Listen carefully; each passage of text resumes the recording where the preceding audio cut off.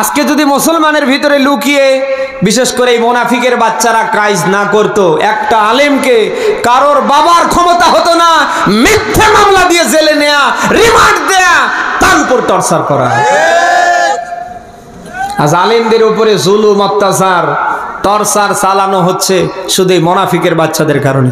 আমি এইখানে কথা বলছি, কোনো হিন্দু ভাই কোনো বিধর্মীরা এসে আমারে বাধা দেবে না, রাস্তায় আমার গাড়ি ঠেকিয়ে আমার উপর টর্চারও করবে না, আমাকে ধরে জেলেও নেবে না। নেবে কারা? মুসলমানের ভিতরে লুকিয়ে থেকে মুনাফিকের পাঠ করছে তারা। কারণ মুনাফিকরা ভালো করেই জানে কোরআনের বিধান যদি সমাজে রাষ্ট্রে কায়েম হয়, ভালো মানুষরা যদি এই চেয়ারে বসে, পিঠের একটা চামড়া ওদের থাকবে না।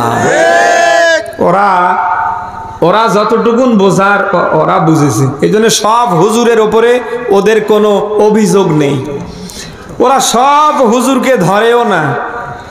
মুনাফিকদের টার্গেট, বাতিলের টার্গেট কিন্তু সব হুজুর না। ওরা ঠিকই চিনতে পেরেছে কোন হুজুররা কোরআনের বিধান সমাজ রাষ্ট্রে কায়েমের পক্ষে। এই জন্য তারা চিহ্নিত করে চিনে চিনে সেই সমস্ত হুজুরের নামে একটার পর একটা তারা মামলা দিয়েছে। অতএব মুসলমানের ভিতরে লুকিয়ে থেকে যারা মুনাফিকি করছেন, আল্লাহর রাস্তে ছেড়ে দেন। আপনি মুনাফিকি করে কিচ্ছু করতে পারবেন না। ইতিপূর্বে যারা মুনাফিকের পাঠ করেছে তাদের পদে পদে লাঞ্ছিত করেছে কে? আল্লাহ। বলেন আল্লাহ। হয়তো আজ আপনি মনে করছেন আমি মুসলমানের ভিতরে লুকিয়ে থেকে মুনাফিকি করে এত কিছু করছি, কই আমার তো কিছু হচ্ছে না। কে বলেছে হবে না?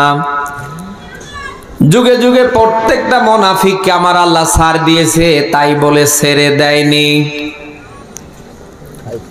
আমার আল্লাহ তাআলা যুগে যুগে প্রত্যেকটা মুনাফিককে ভাবে ছাড় দিয়েছে, ছেড়ে দেয়নি। আপনার মতো মুনাফিককেও আমার আল্লাহ ছাড় দিলেও ছেড়ে দেয় না, দেবে না।